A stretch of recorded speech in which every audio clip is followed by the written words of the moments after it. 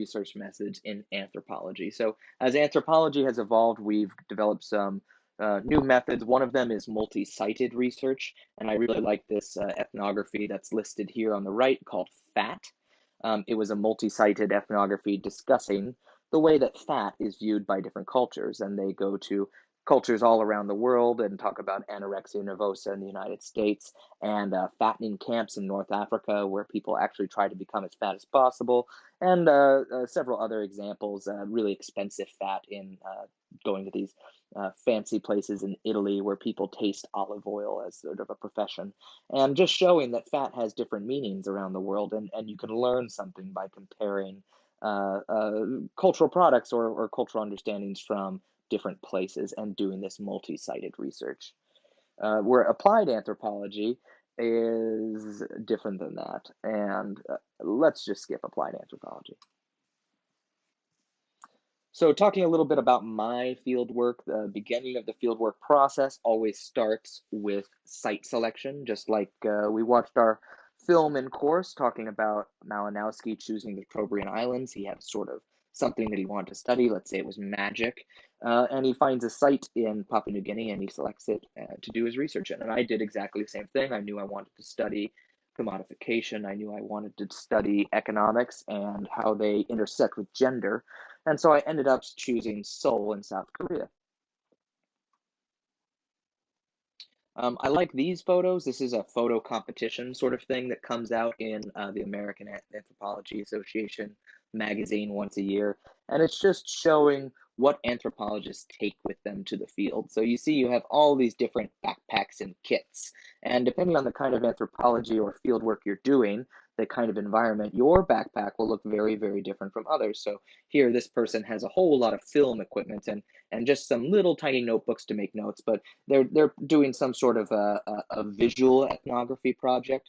It looks like they're probably in a developed country where they can charge their batteries really easily. Whereas other people, this person looks like they're working out in the field quite a bit. There's sunglasses and there's binoculars and there's lots of sunscreen and things to repel biting insects and there you can have so many different field sites and that requires very different kinds of things that you take with you to the field.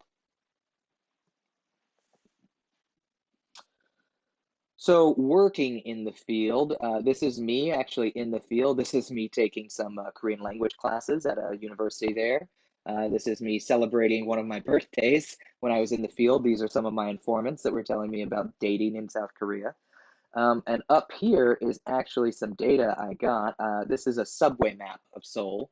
They have 13, 14 different subway lines. There's a subway map of Seoul, and I had participants click on areas of the map where they like to go for dates. So I was able to identify places in the city that were really popular for people, especially younger people, to go to on a date. There's lots of different restaurants and bars and movie theaters and those kinds of things there. And so this big red area here is a big university area. So there's three universities in a kind of triangle. And so there's lots of different bars and things like that and clubs and dance halls to go to. Down here is actually Gangnam of the famous Gangnam style YouTube videos that we discussed in class. And that is a very popular area to go out at night too. So that helped me develop the actual places that I would go during my field research and the places I would go to observe people on dates and to see what dating culture looks like in South Korea.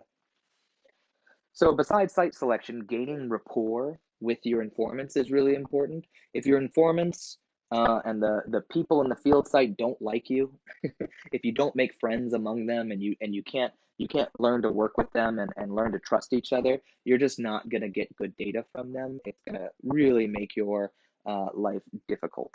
Um, there's a short uh, document that I've uploaded called Eating Christmas in the Kalahari. I would like you to take a look at that.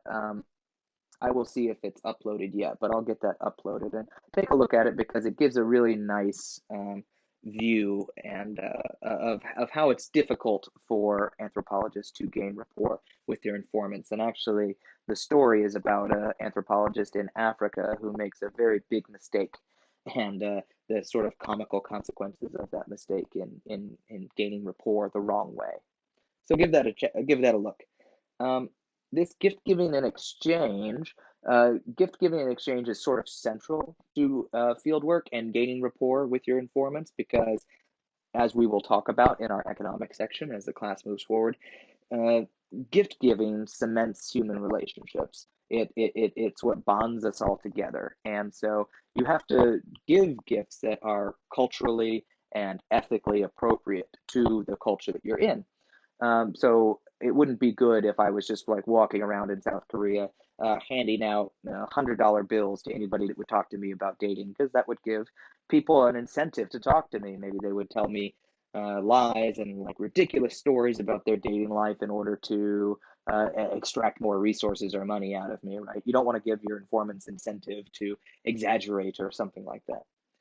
So also in this week, you will see that I've uploaded a video by Philippe Bourgeois. It's about gift giving and exchange and how he gained rapport with his informants. I'd like you to give that a watch as well. It's very short. It's only about 5 minutes. So as you sort of dig into field work, it's important to be able to identify the difference between microcultures and macrocultures, right? So there are macro cultural items like class, race, gender, age, and other factors. Other factors could include religion, manner of dress, personality, etc. But these are sort of top level, you know, cultures. Everybody has some sort of class and race and gender, but where they intermix, a person of lower class, of a specific race, of a specific gender, in a certain age group, well, that's a microculture. That's what we call a subculture. So you can see this spelt out sort of visually, excuse me, here, where you have basic culture, the macro culture, your histories and your traditions, your basic functions of language. But then when you come down here, there's subcultures, and these, oops, excuse me, I clicked on something. These vary based on geography, age, gender, ethnicity, and these other sort of factors. So one thing I like to talk about, or example I like to give, is I'm from Northern California originally.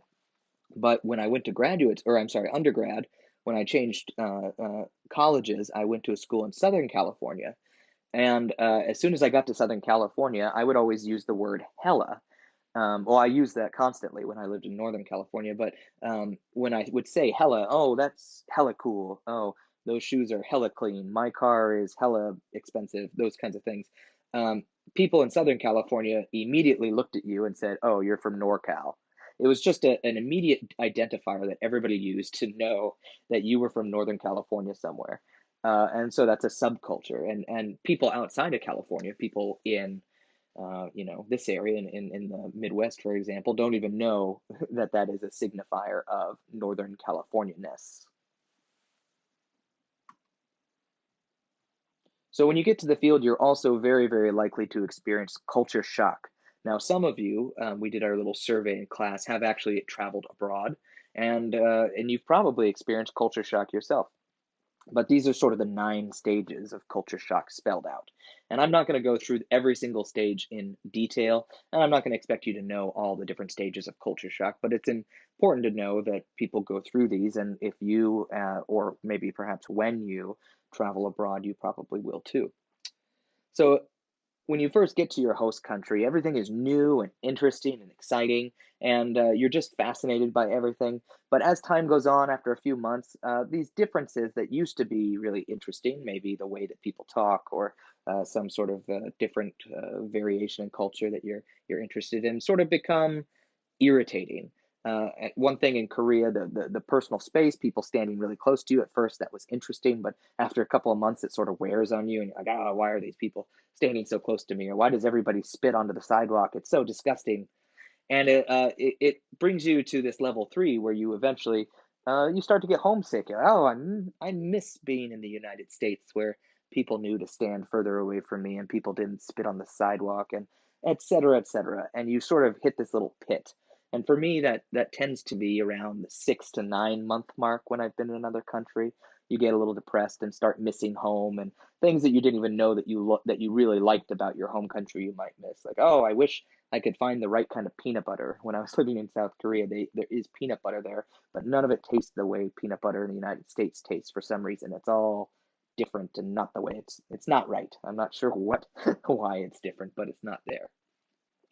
But you work through that, and as you work through those feelings of homesickness, you eventually, that culture shock begins to change and you begin to adapt to your host country's culture. You might start picking up some mannerisms from your host country and you start to integrate better.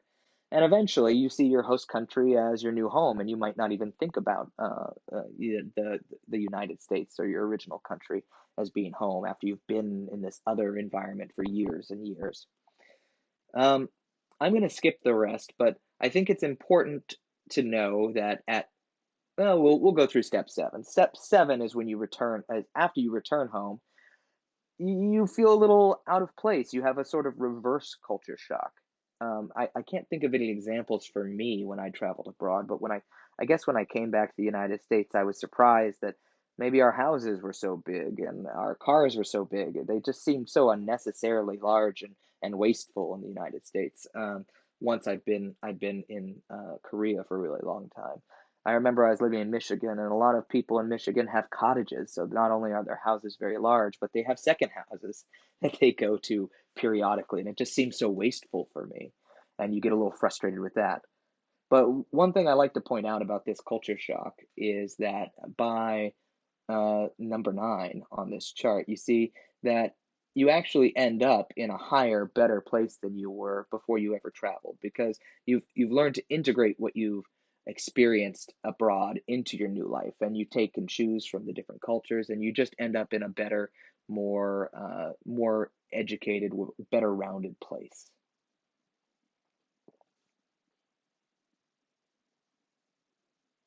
And I'm going to stop the recording here for now, and I'm going to start a new recording so that you don't end up with one massive file you have to download.